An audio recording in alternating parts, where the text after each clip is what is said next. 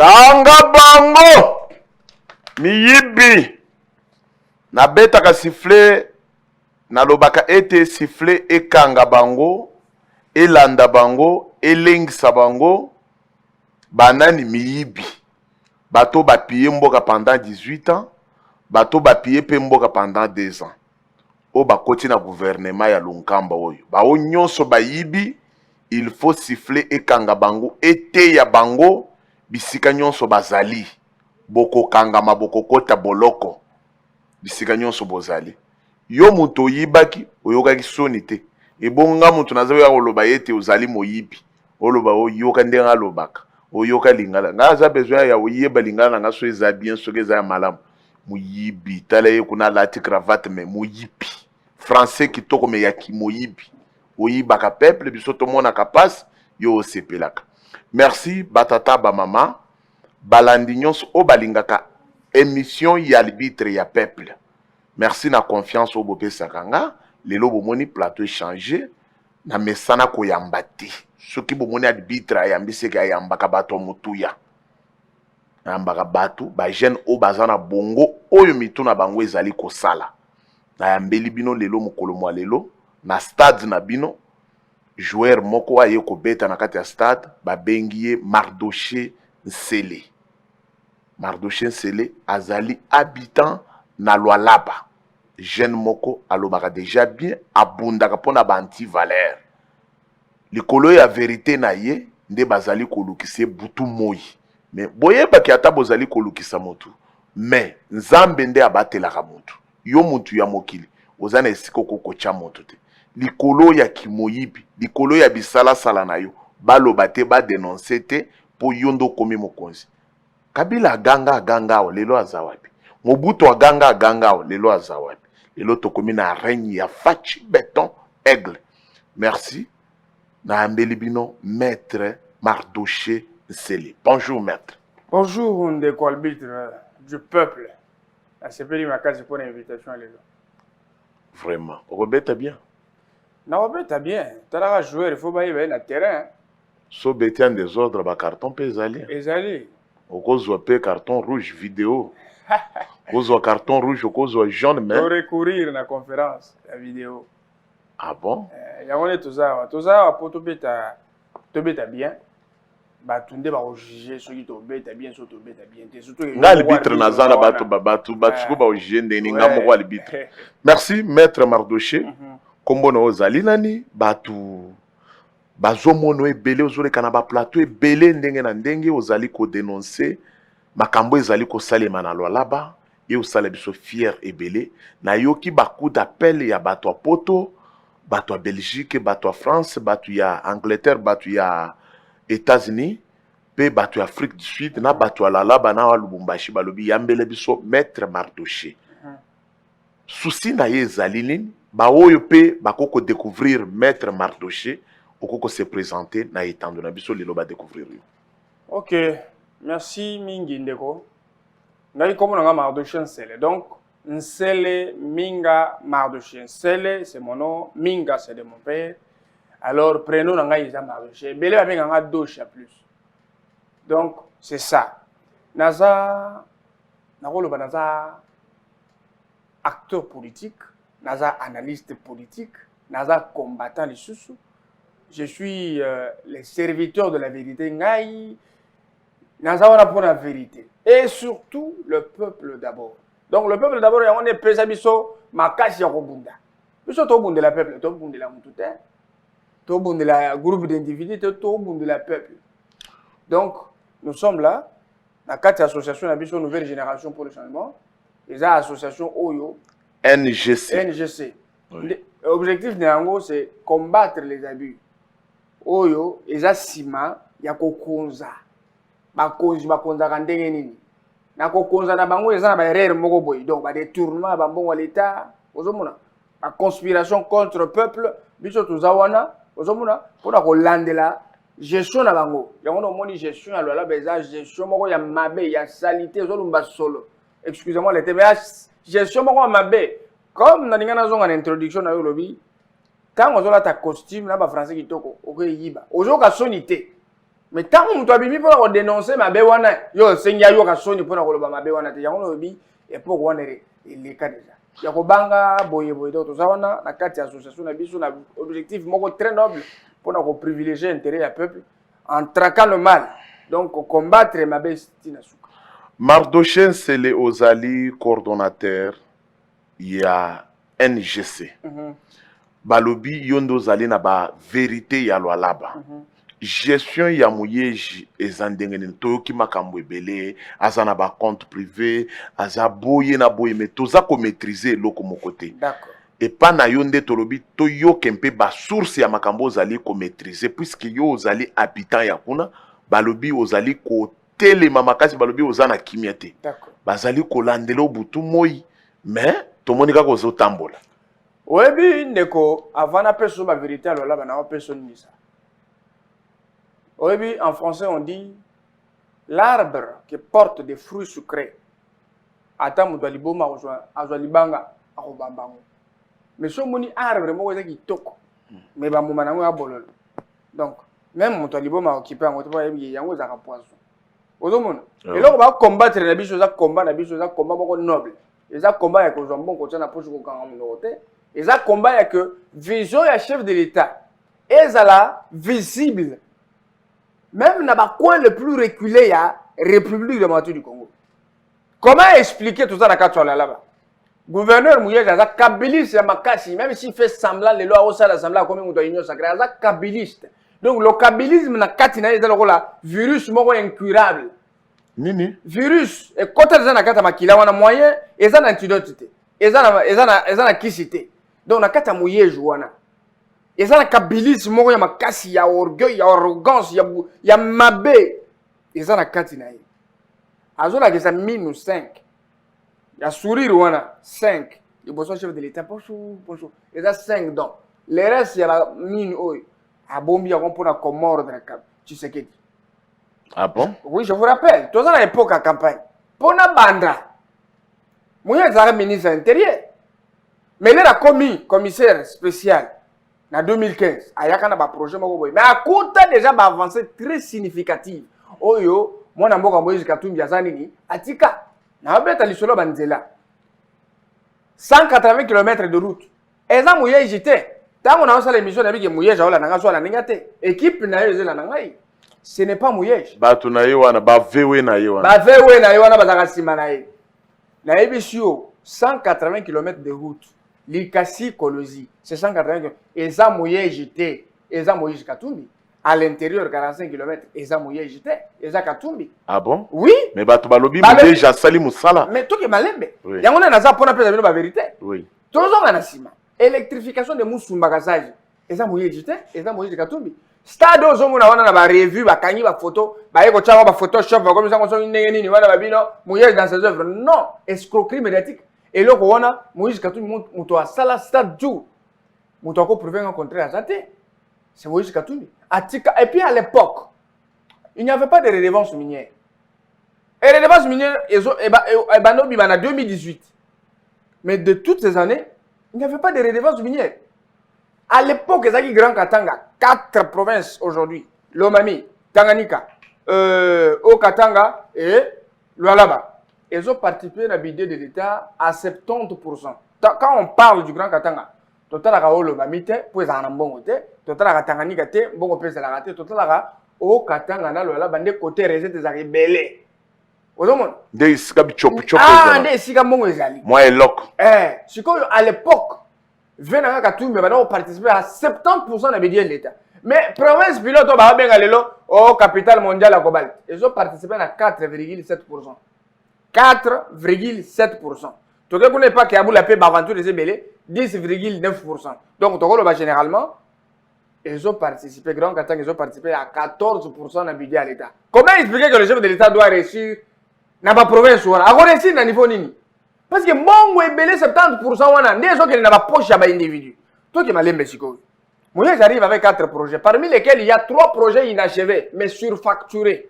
Assemblée provinciale, depuis 2015, il est chez la tête. Bah, aujourd'hui, immeuble présidentiel, on a depuis 2015, il est chez la tête. Aujourd'hui, bâtiment, oyo, hôtel du gouvernement, et si là, le manque au point, c'est parce que Bato misa tune ba pesa mbongo. Tout ça na pavillon présidentiel. Et pesa mbongo. Nani BCDC a financé paix. Ba taxe ya TFM tenke funguru me mining. Nde bato wana misatu ba pesa financement pour passer la hôtel du gouvernement. Et puis c'est l'ouvrage le plus surfacturé. Talana nunda wana kitoko wana ya Okatanga wana Lubumbashi. Papa basala loko wana na 6 millions de dollars. Et puis mon monsieur etikala. Mais so zongi côté kuna 9 millions de dollars. Marché ba pesa nani? Sujet indien moko ba komo na Ibrahim. Nde muto asala marché le plus surfacturé du dollar ba yango wana. Nde ba photo bazo kanga. Ozomona basala ngo ba sport alukuta batina réseaux sociaux pona kotekela batu lukuta. Batu ba mouye ja sali. Asali loko te. Toke malembe.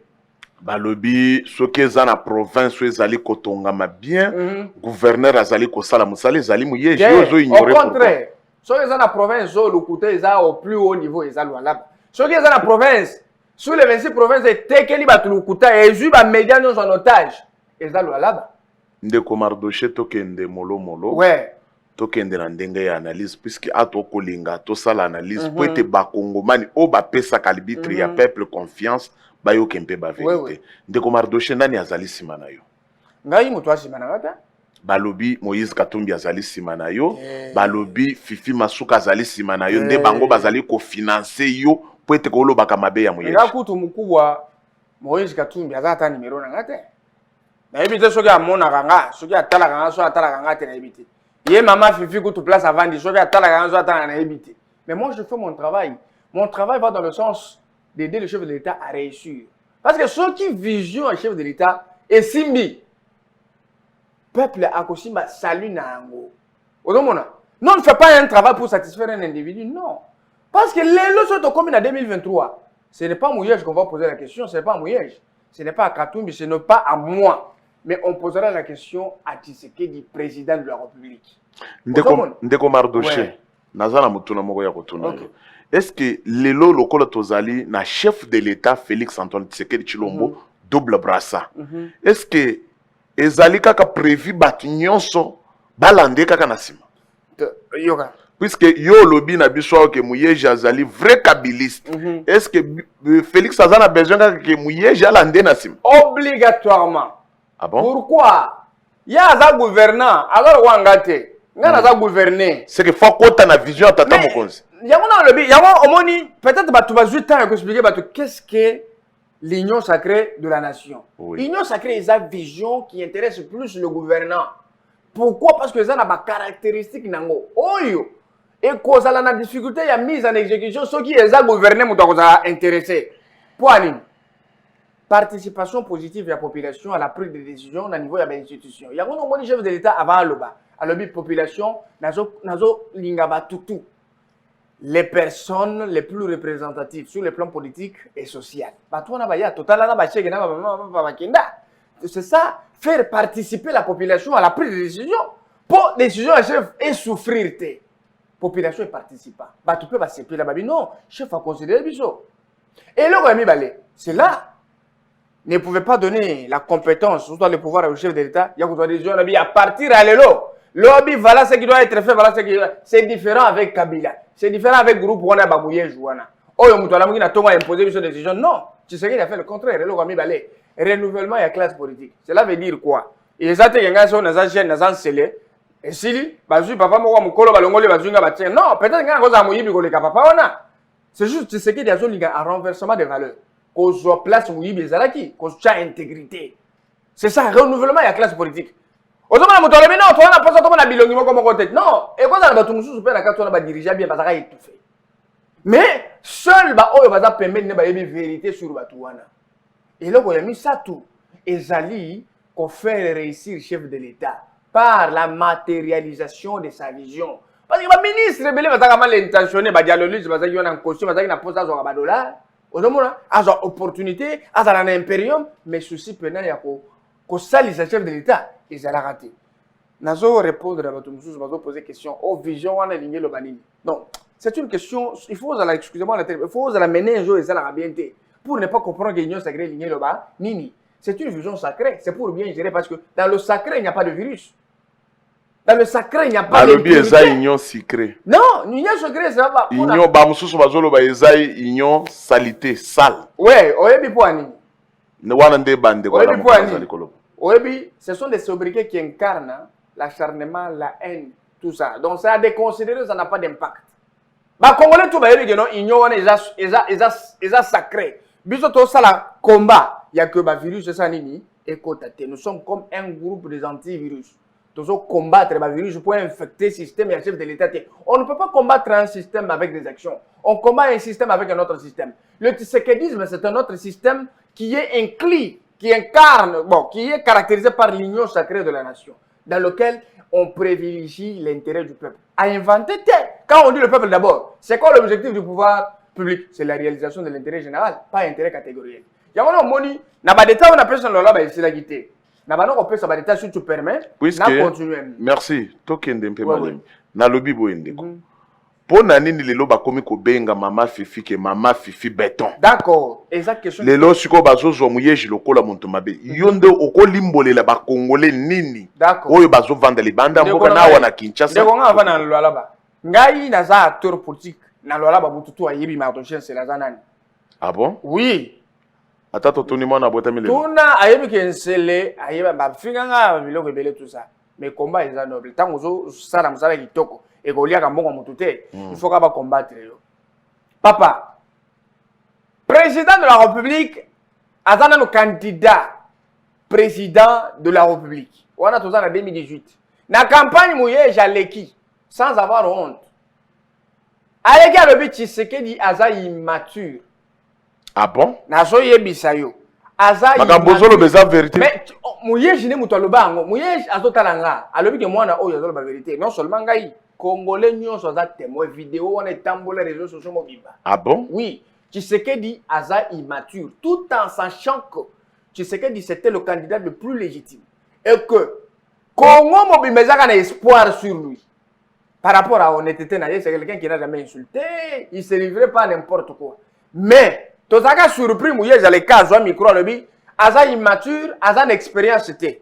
Directement je réponds que l'expérience n'a jamais été une qualité mais la compétence est une qualité.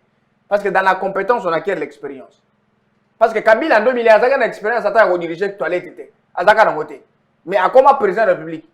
Mais à l'oba aza immature, aza une expérience c'était papa na yende muto. Or à l'époque papa na ye baba na ko reconnaître ye isusu te. Ah bon? Maintenant 4 jours après, Tshisekedi Chilombo élu président de la République. Double brassa. Ouais. Na mona mouye jaleka na radio moko na 5 azanga pona ko prononcer prénom correct de Tshisekedi parce qu'il était frappé de terreur. Ayoka ka soni. Oh, nous félicitons Tshisekedi tout ça ainsi de suite. Et zongi. Mais na mutema tellement que bazaka na ba messe noire ba na ko sala pona ko tcha yeba bakal. Parce que lui, c'est parmi les grands financiers. Oui, il va financer des actions, il y a contre les actions anti-Tshisekedi. Même pendant le règne de Tshisekedi et que lui était gouverneur de province. Il finançait Babiloko avant continuer kaka. Ma prise de position de Zagakaka contre Tshisekedi. Si à l'époque, on va effigie à chef de l'État Namboka. Moutouata Mokote à Kenda Boloko. Ah bon? Côté, il y a PPRD. Batumba va effigie à chef de l'État. Batumba va effigie, il y a président de la République en fonction. Et qu'il y a Aleki à Sali point de presse à l'objet, non.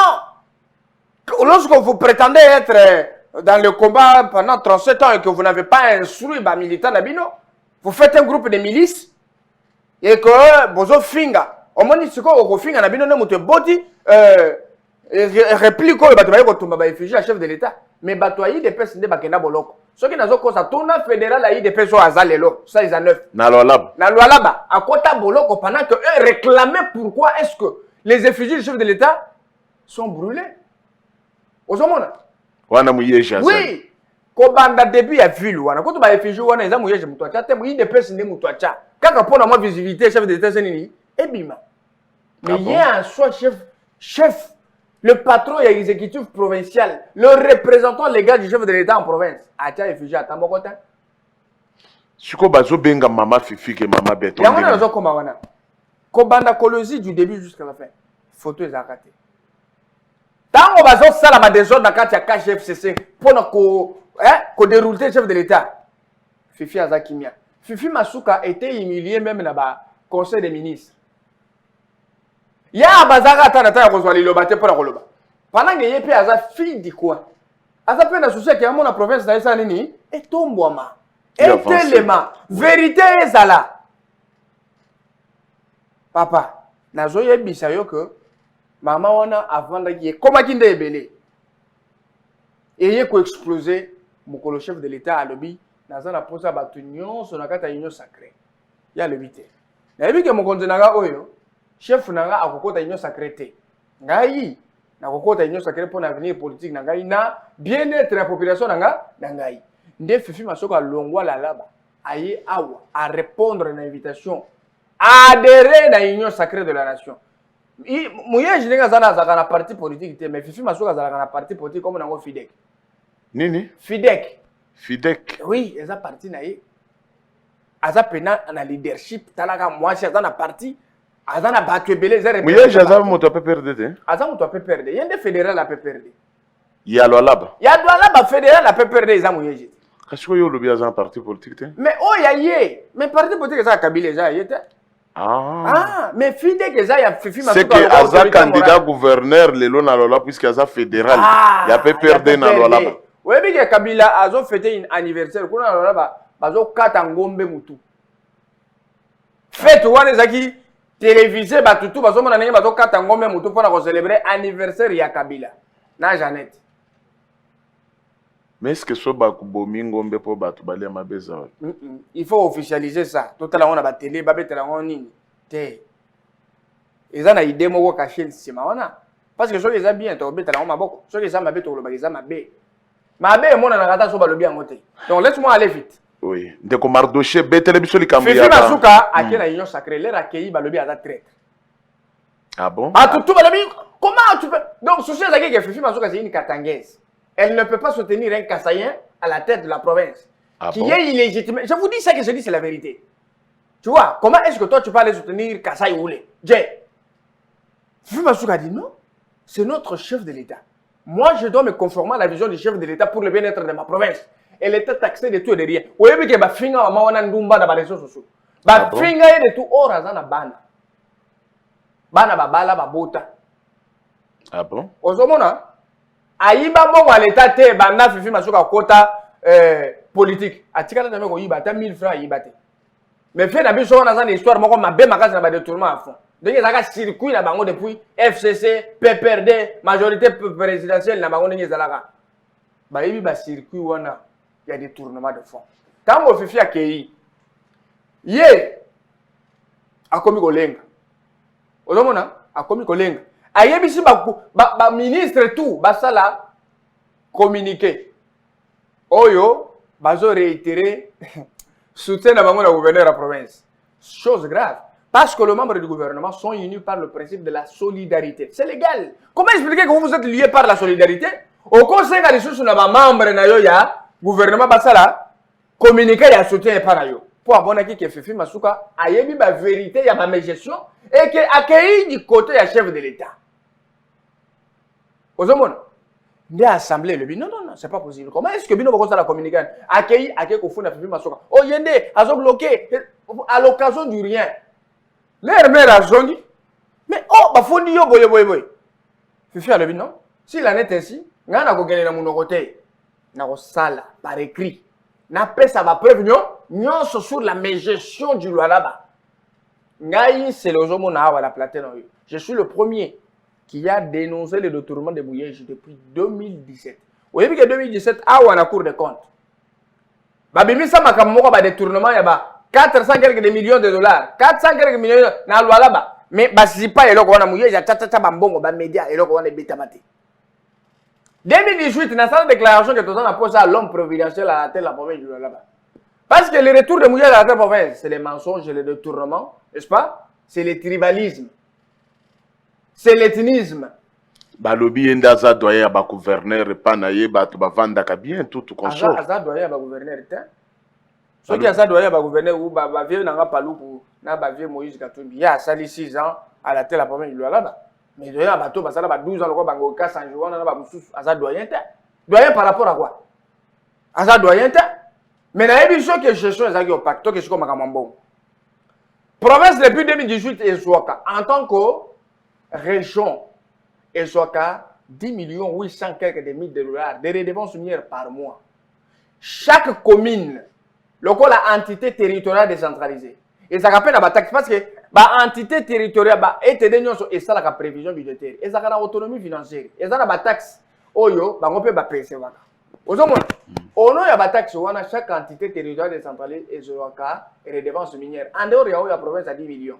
Mais, par an, commune, il y a 10 millions quelques.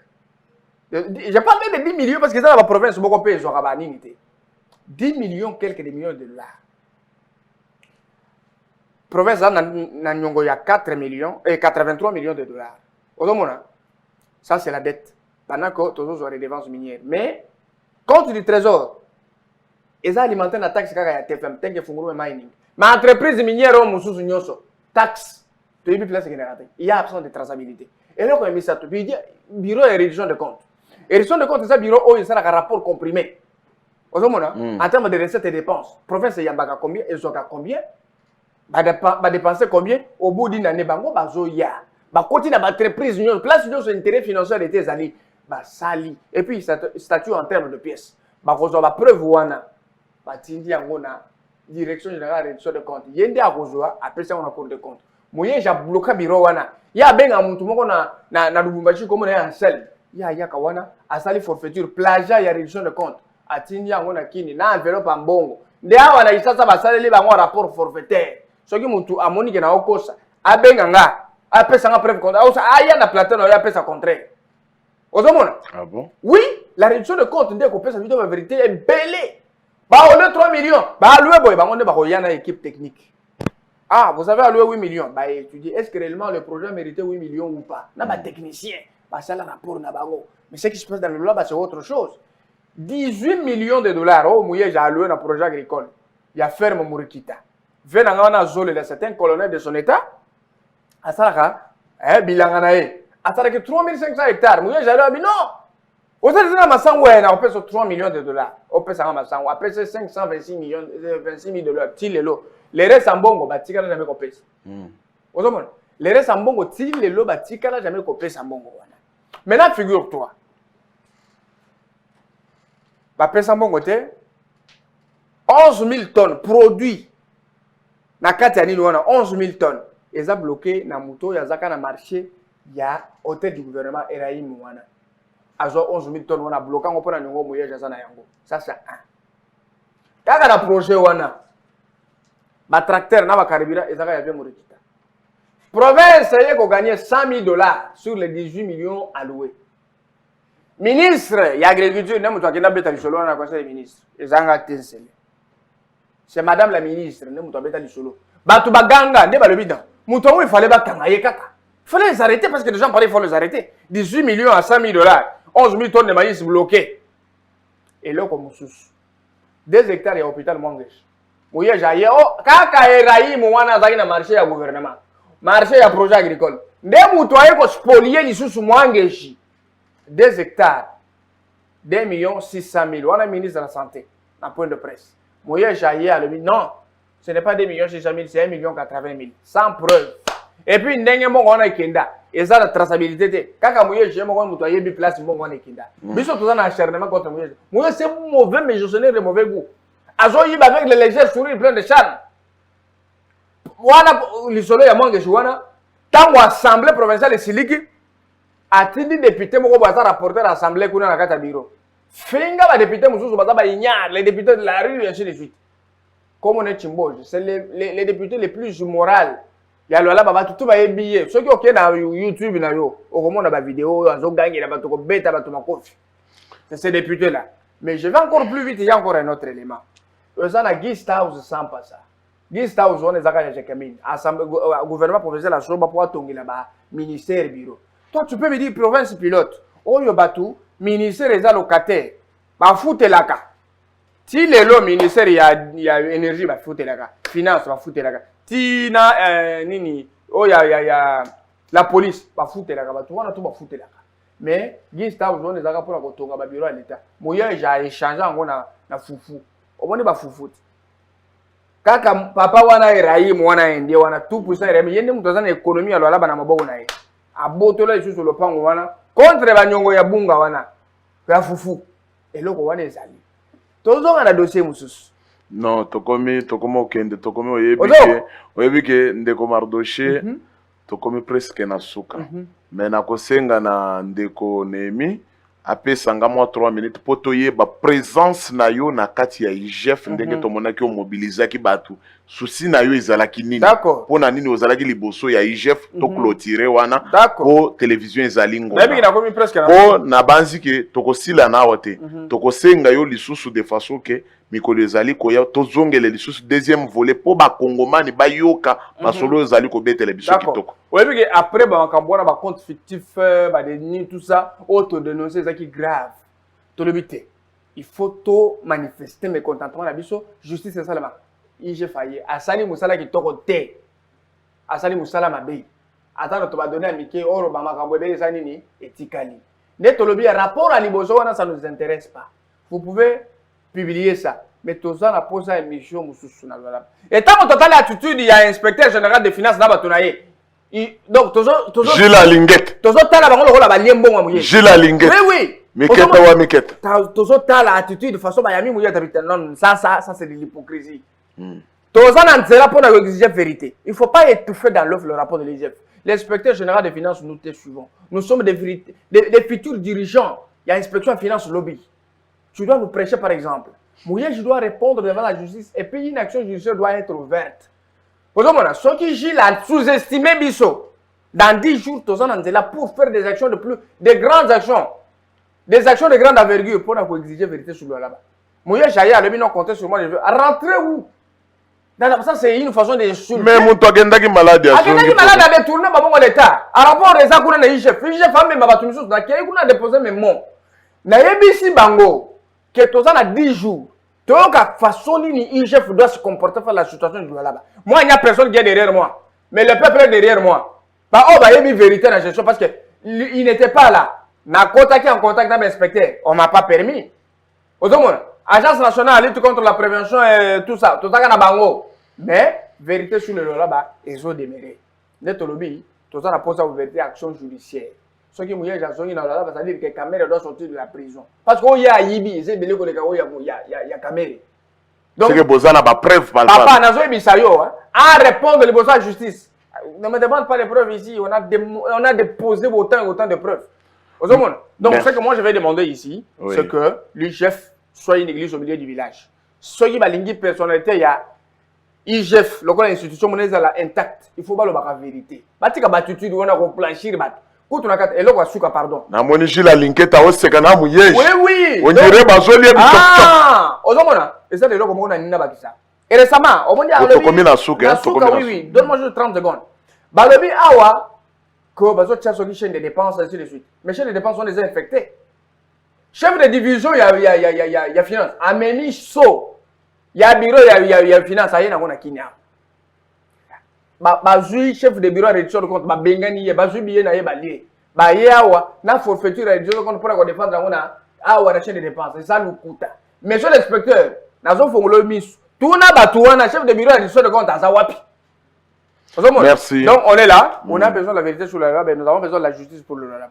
Merci beaucoup Mardoché Nsele, tous en a besoin il y a ba jeune local bino pour na côté les MLMP Bantu Valère pour soutenir vision il y a les peuples d'abord oyo mission ba pesi mokonzi ya mboka na peuple congolais totika makambo ya tribalisme totika makambo ya kengana za kasaya na kokolobela makambo lola bate na kolobela makambo ba Congo te puisque l'air makambo ezali ko tokana est toyoki batu nyonso ba kolobela yango mais gestion ya ba province mususu batu ba kolobela yango te faut tolobela ba province mususu de façon que mboka na biso etambola na kopesa bino rendez-vous na bosenga na yo ndenge nazali kosengela bana mboka vendredi tozongeli puisque toyoka ki ba communicateur misusu baleki na ba plateau balobi boye balobi que Fifi a signé ba contrat ebele en tant que azali na fonction wana te na pouvoir wana te batikaki ye on dirait moto jouer intérim mais atikali azoko signer ba contrat musu tokobengisa yo lisusu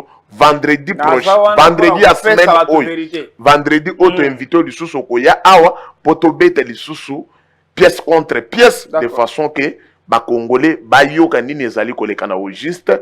Merci beaucoup na ko répondre invitation na biso lilobano na suka uto numéro na balandi nyonso bala betili bakuya kolanda. Merci beaucoup balandi nyonso ya arbitre ya peuple Elite Télévision émission ezali arbitre ya peuple. Ouais eza esengo makasi parce que toute sa jeunesse moko oyo bako manipuler soute. Ouais. Toute sa jeunesse oyo ala consciente parce que barrière la vie na biso pesa biso maele belé. Toi na posa que chef de l'état na biso a réussir.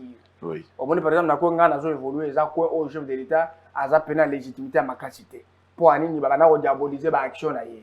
Lelo mwana mwasi aza na mutu ya province. Azo tombo la chef de l'état, azo tombo la vision na ye. Ya ngone toza na posa que sans tribalisme, sans ethnisme, sans parti pris, maman wana azo sala musala kitoko na lia kasimana yete. Mais na posa que to pesa ye chance à sala musala. Mais o ya détourner bon l'état à répondre devant l'état. Batika soki balia ki déjà ba bon moyeje ainsi de suite. Wana eza makambo na bango mais biso toza na ba preuve na biso sur ba détournement toza na posa que justice c'est salement. Peuple congolais passe à la confiance envers le chef de l'état. Et là comme sous wana nazo senga na ba député na biso nationaux. Oui. Bo sali sa chef de l'état. Parce que ah tomona ki na adhésion à l'union sacrée boye na ba sourire. Boye na ba énergie mususu mais énergie est comme changer pour na ba intérêt catégoriel. Ouais. Parce que tant que vous ba mongo biso to damaka na bino te bolera bo melaka ba biere bo kotaka ba hôtel mikitoko ba mito ka biso zakate. Mais besoin na lokuta ton dimi to pesi bino mandat. Mais le pour la recelle sa chef de l'état bo comment changer bo komi ko sala ba mususu. Mais nous vous avons à l'œil encore 3 ans. Yeba ke archive ezali. Mais chef de l'état attention au boy 34 personnes bazo soutenir. Il faut revenir à la raison. Aider les chefs de l'état à réussir. Ne poussez pas le chef de l'état à l'échec parce que il est porteur d'une vision noble. Vision où il a délivré Congo à niveau nyonso. Et puis bino pe vous en avenir na bino vous allez bien. Merci beaucoup. Merci. Nalobaka ete awa arbitre banga ke lokote toto sakaka mission ya bandeko ndenge tolobaka ete tozali kozwa makambo ezali na population pona kopesa pouvoir en place kozwa ya pouvoir en place koyebisa population ngana banga kana ngai loko mokote nazali na katikati na kolobela peuple naza kolobela pe pouvoir en place nalobaka ete nazalaka kidiale lute kidiale lo umona ngai na bureau na yo komona ngai te mais pona mosala o etali ya Congo o ya état de droit démocratie tokosala yango tolobaki ete IDPS ezali machine ya politique ezali wana pona kotelemela ba anti valeur nyonso ya wana tokosala mosala tozali na katikati côté ya population pe côté ya pouvoir po ete ke mosala ekende liboso pona ko soutenir vision ya chef de l'état et le peuple d'abord double brassard Fachi Béton, Aigle, otozali kolobake molongani ya batu ya mama Denise mwishinga wetu tetu ya nyakere tozali ko maîtriser yango te. Siffle ekanga mesie muyeje sika ozali papa. Bazolo ba makambo ebele sika ozali soko yebi kozwaki misolo ya leta kende kozongisa. Ijef jila linkete mikete na yo ezo sala lisusu lokote. Jila linkete balobi fongola miso na makambo alolaba. Mama Fifi Masuka Beto balobi sala musala pona kotambola vision ya chef de l'état. Yango tolobi na bami yibi nyos oyo baza ko yiba mbongo wa peuple siffle landa bino ekanga bino bana na bino basanze biloko nyos balie ya peuple bisika bozali bozo ata santé ya malongate bisika bozali kashibanto te kanu kwata kanu londa katula kajama leno munda